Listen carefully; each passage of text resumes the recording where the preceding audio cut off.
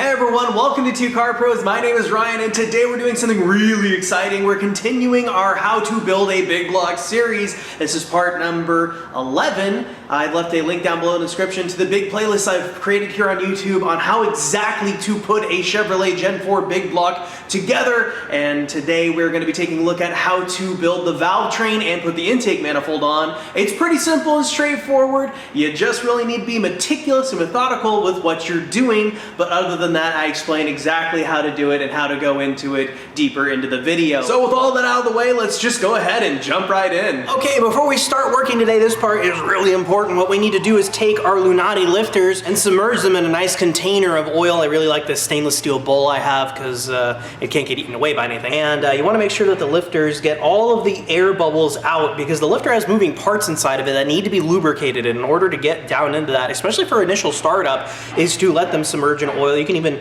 kind of bat them around a little bit with your fingertip to make sure all the oil gets out of it. And you want to let them sit in here for an entire 24 hours before you even start work. So this is something you have to plan ahead a little bit. And if you're curious what kind of lifters we're using, these are Lunati lifters. They came with our camshaft and they are part number 71817G-16, linked down below in the description.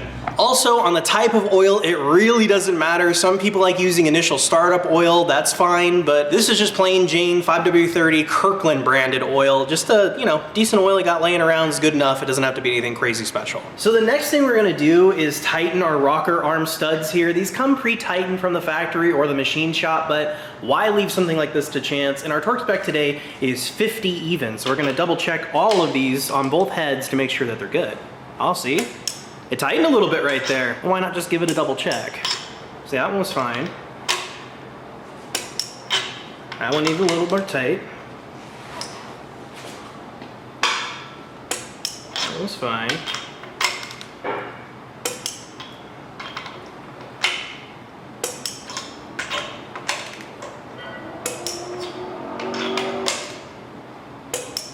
So out of all of our rocker studs here, 5 of them needed additional tightening, so it is definitely something you want to check. All right, so you're looking down the lifter valley of our engine here, and the 2 goops I want to go over for today are this really cool Iski Lube. This is like dark gray stuff. This is what goes on the bottom of the lifter towards the camshaft. This stuff's really goopy. It clings to metal really, really well. This is the stuff you want in between those 2 interfacing surfaces. And then on the sides, we're going to be using this Permatex Ultra Slick stuff. Guys have been using this for years. This stuff's really, really well tested. I see it everywhere. I'll leave a link down below in the description to both of these awesome products because you're going to need both. So what we can do over our lifter valley here is just take the flat side of our lifter and just push it right into this gray lubricant. This is how much you want to use. You can use too much. You can't use too much, but you can use too little, and you don't want to be in a little situation. If you think you're not using enough, go ahead and add more. And then you also want to tape up the sides of your intake ports on your head so nothing gets in them while you're working. And then on the sides here, we're going to go ahead and bathe this in the red stuff. And this is really clingy lube, so it's really easy to apply it to metal surfaces. Again, be generous. And then we can just set that down in to one of our lifter holes, just like that. And that's what it looks like, and you do all 16 the exact same way.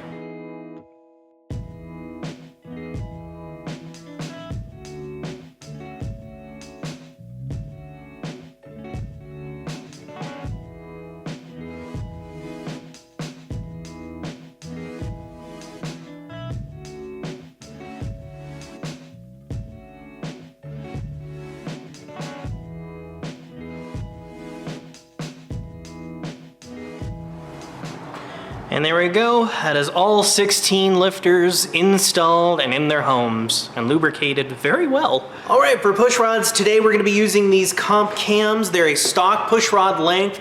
Our short ones are for our intakes and our long ones are for our exhaust. Now, there's a bunch of different things you can do with push rod length and play around with the geometry and this and that for really high performance applications, but for most street stuff, you're gonna be using the stock length push rods, which I have here. They are a comp cam 715416. clean, there's a link down below in the description to the exact push rods I'm using.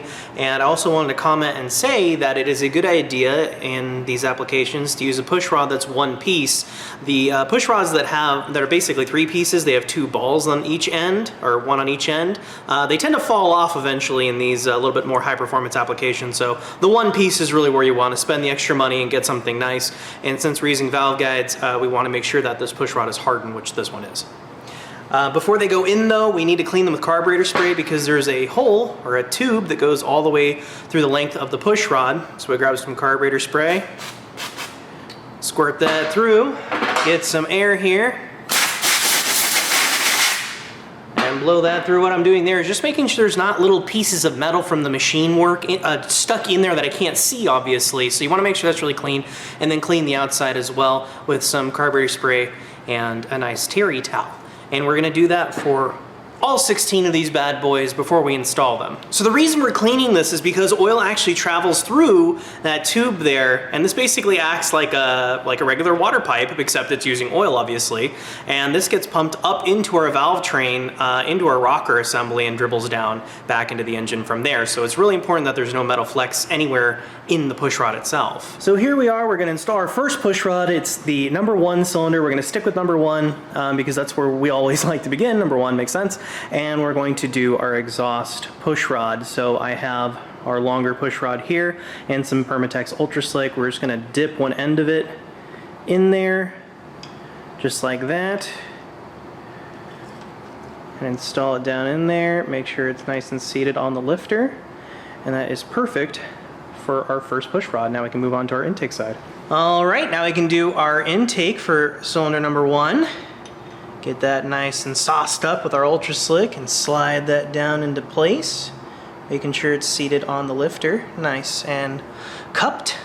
And we just do that for all 8 of them.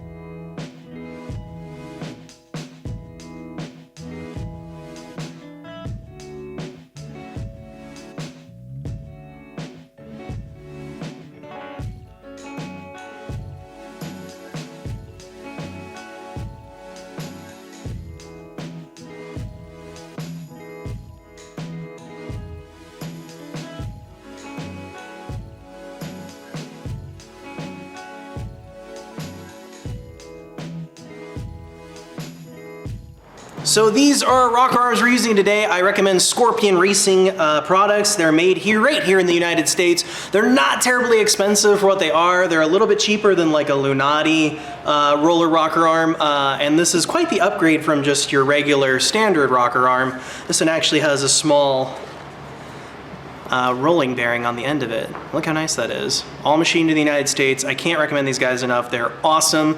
Go check them out. Link down below in the description. The only thing with these you have to pay attention to is when you're installing them, the trunnion orientation is important. You see how there's a domed side and a flat side? The flat side has to sit straighting up and the dome side down toward the head. That's all you really need to know for moving on. So we're gonna take the rocker that we want to install and we're just gonna put that bad boy in oil and let all that oil seep into all the little metal surfaces and stuff, so when we put it on, it's nice and lubricated. You want to use some good premium oil there. The viscosity is not that important, just, you know, like a 5W30 is fine. The next thing I want to talk about in our Valvetrain puzzle here are these locking nuts. Now you might notice this is quite a bit thinner than a stock application. A stock application will have these, but they're a lot fatter and they're self-locking. The reason we have these is so they'll fit on our roller rockers, so they're going to go down into it, and then this piece here we're going to screw in with a nice Allen, and we'll show you all that in depth later, but I wanted to go over it here first. So I'm going to be sighting this later on in the video, where I'm taking a 3/8 socket here and a breaker bar, and this is how we're going to be turning our engine. And that's important for Valvetrain Adjustment, which is probably the most important part of what we've done here. And it's really going to fight you because there's a lot of vacuum in those cylinders and all the valves are closed. So it's really going to fight, especially on the first one. So we're going to keep rotating this until... So what you see here is the lifter valley for cylinder number 1. You can see our push rods here and here on top of our lifters. And you can see that our lifters are actually completely flush in our lifter valley wells, which means that both of the valves are closed. So what that means is we're gonna turn the engine like I showed earlier and watch for this to open. So as this push rod is moving up, the exhaust valve is opening, which means that our intake is shut, so we can do some adjustment.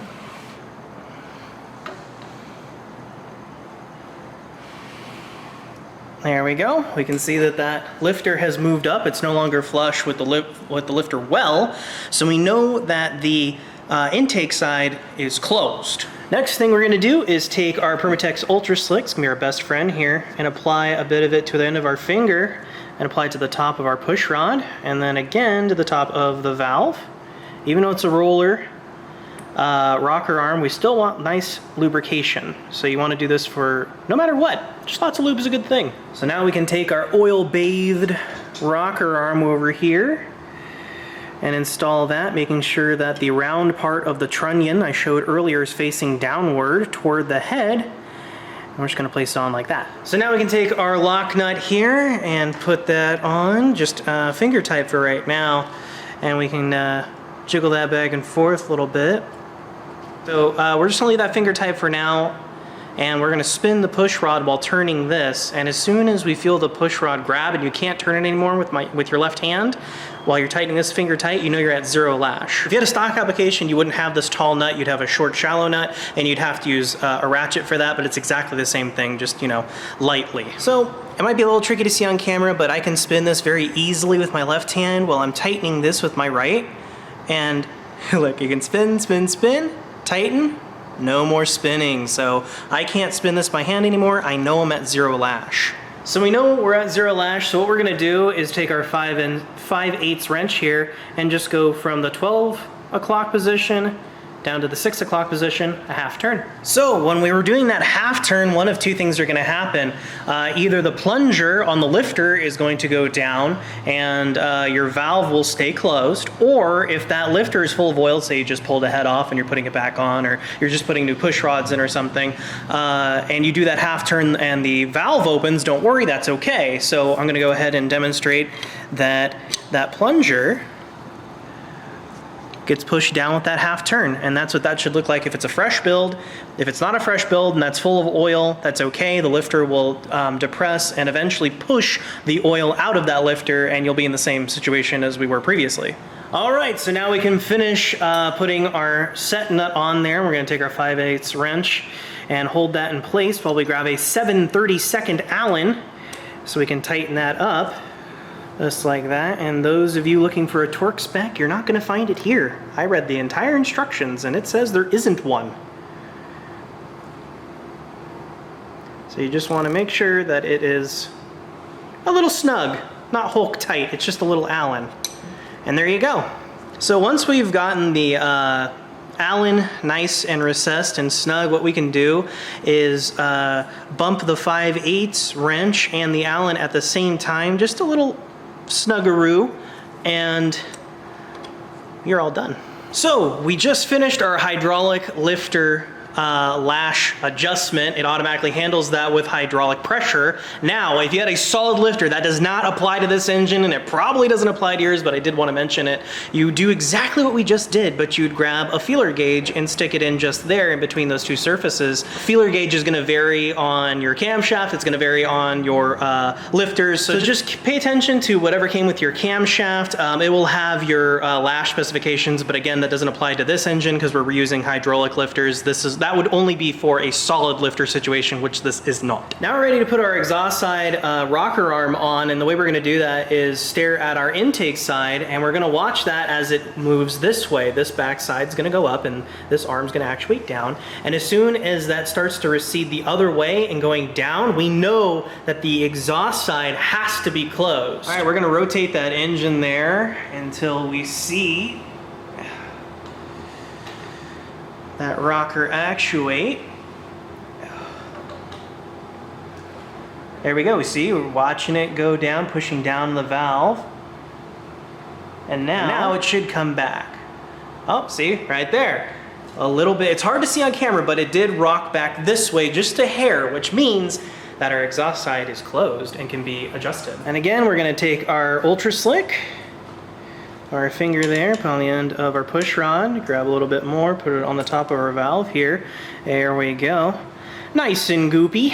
All right, we're gonna grab our rocker arm here, making sure that the round part of the trunnion is facing down towards the head, and install it just like that, making sure that the push rod is in the cup for the rocker arm, which this one is, and we are good. Second verse, same as the first at this point. We're gonna go ahead and install our nut on top.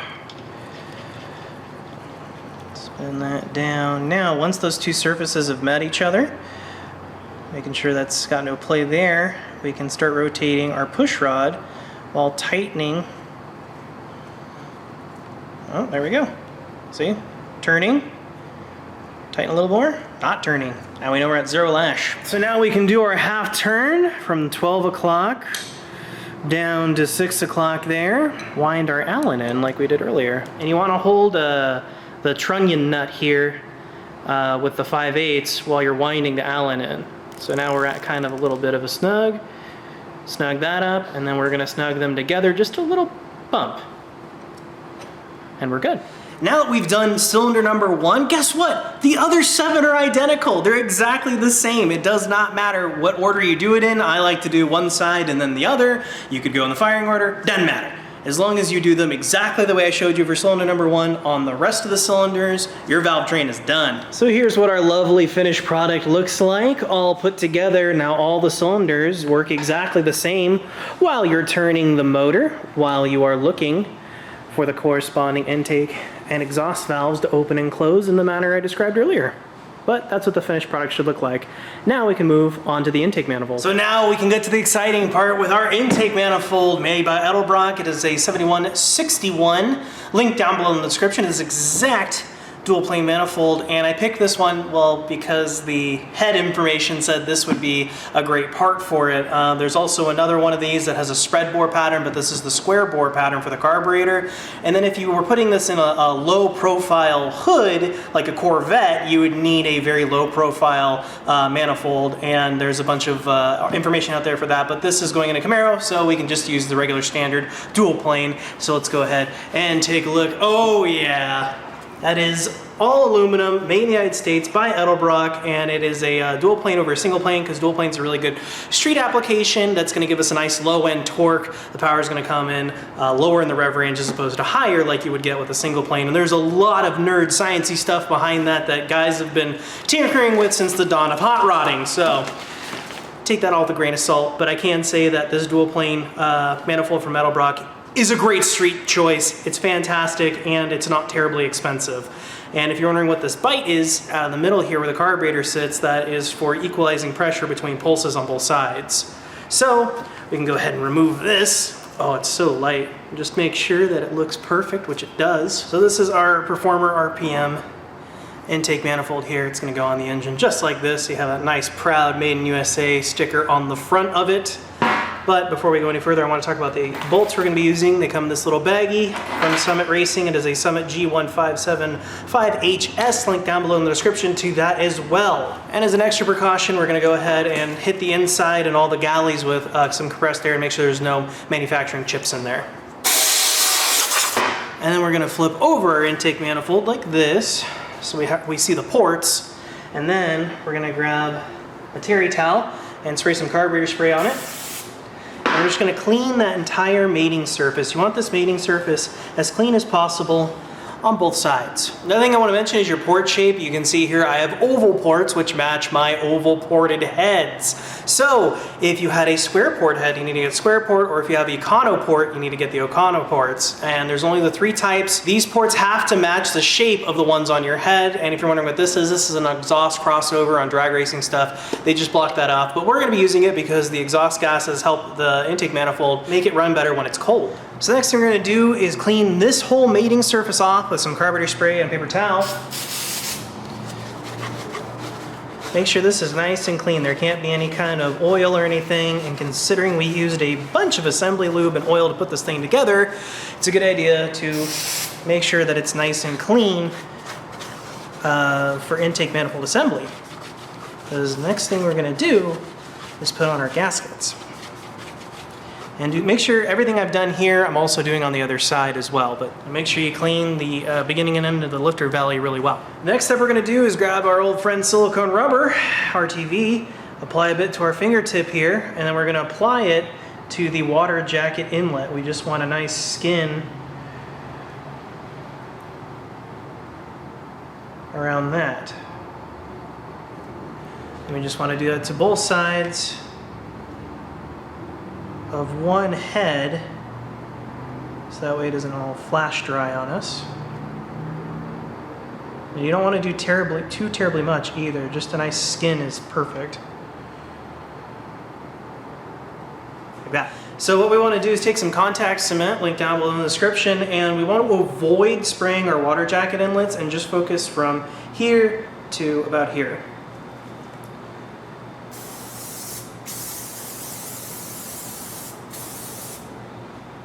So now we can set our gasket down like this, give it a couple pat, and then yank it up, and then place it back down. That's activating our contact cement. You want to move kind of quickly, making sure all the ports line up and all the bolt holes line up perfectly. That looks pretty good. I'll just do the exact same thing for the other side. All right, so the next thing we're gonna worry about is sealing the front and rear of the lifter valley. You're looking at the front right now, and you can see that there's quite a gap here. Now, you can use a cork gasket or a rubber gasket, but those usually fall out or blow out and leak everywhere, and then you just have to put the intake manifold back on again, which you don't wanna do. So here's a really cool, old school race car guy trick. We're gonna use some silicone rubber here, and we're gonna leave a really heavy bead across this. So that's gonna take up that gap there and not leak because it can't blow out, it's silicone rubber. And of course we made sure that the surface is nice and clean.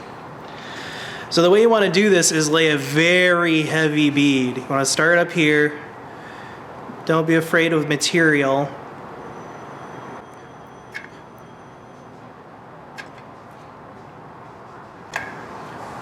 Just like that. So you have a nice, big, thick, heavy silicone rubber bead on both sides. So this is what your finished product should look like. Thick, but not, you know, super crazy thick. I laid it on a little thick earlier, so I took a little bit off, but this is what your finished product should look like. Keeping in theme with our silicone rubber, we're gonna take some and put it around our water jacket inlet on the intake manifold side. You wanna do this to all 4 of these bad boys. I'm just gonna show you how to do one. Just like that. All right, the big moment, the big trick is you need to put your intake manifold on completely level. It needs to be completely straight down in parallel with the engine and go down slow.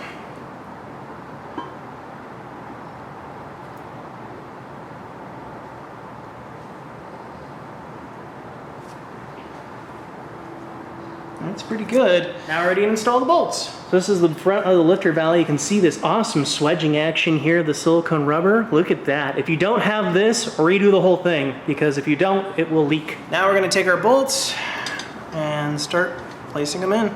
So before we go any further, I want to mention that you don't want to drop anything down where the carburetor is going to sit or any of the other exposed holes. A lot of people like putting tape on, and you want to put these in a center fashion, and then, you know, like a spiral, like we've basically done the entire engine. All right, so the next thing we need to do, I've already put these down so they're not, you know, jiggle loose. We're going to grab a 9/16 wrench here and just snug them up before we run and get a torque spec. We want to do this in as much as an X pattern as we can, so it lays down as flat as possible.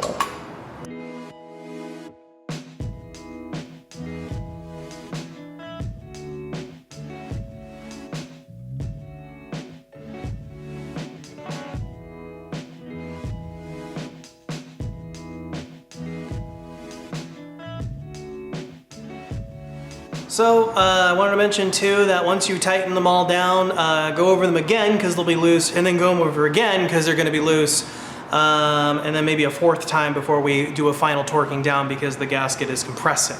So our torque spec is 25, but before we get there, we're going to do it at 15. So we're going in a stage like we did the cylinder heads, and we're going to follow the sheet that I've provided. Now we can tighten in our pattern like the sheet I've provided. And using a 9/16 wiggly here to to get to our 15. So on numbers 5, 10, 11, and 16, you're not going to use a torque wrench, you're just going to use hand tight, as it says on the sheet. So I'm just going to explain that the once, because I'm on number 5 here, and just hand tight is good, as if you go any tighter than that, you can actually crack your intake manifold.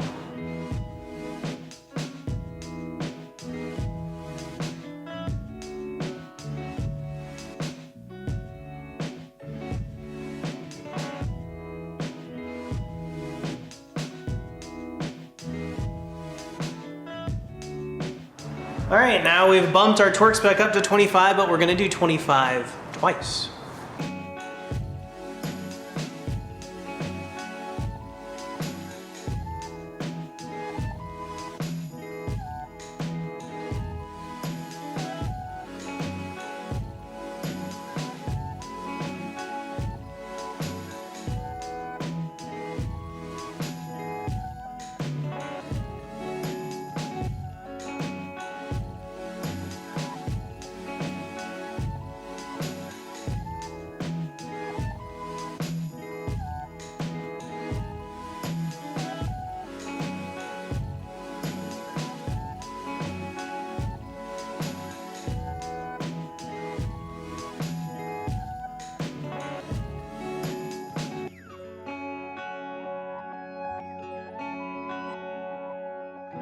All right, so we've tightened everything down, actually 3 times. I did one off camera, so I went ahead and went around 3 times at 25 foot-pounds, and then these 4 here, you're just doing hand tight, and that's gonna sink that down in a nice even fashion and compress that gasket. So that's pretty much it. So that's pretty much how you do that. It's really simple and straightforward, honestly. Just follow the sheet provided by Edelbrock or whatever intake manufacturer that you have decided to use. And we're also gonna let this thing set for 2 days, at least 24 hours. I like waiting 2 days, making sure that silicone rubber is fully set down. And then we're going to not clean up the edges of the extrusion for the front and rear of the lifter valley. Don't clean that up, leave it nice and bulged out. Don't try to make that look any better than it is, leave it how it is. So that is how you finish with the Valvetrain and put the intake manifold on a Gen 4 big block. It's a little tedious and a little bit of hard work, but it's very rewarding, and it's really exciting to see all of those rocker arms actuate in the correct way and know that you've done the job correctly. Really, really cool stuff. We are coming down to the end of our How to Build a Big Block series. We are getting very close to putting this thing in a car and actually hearing it run. So I really hope that you will subscribe down below so you can be a part of that. And if you want to be a really big part of that and help support this channel, you can click that join button. That's totally optional, but I would really appreciate that. Thank you so very much for watching. I genuinely appreciate it, and I'll see you next time.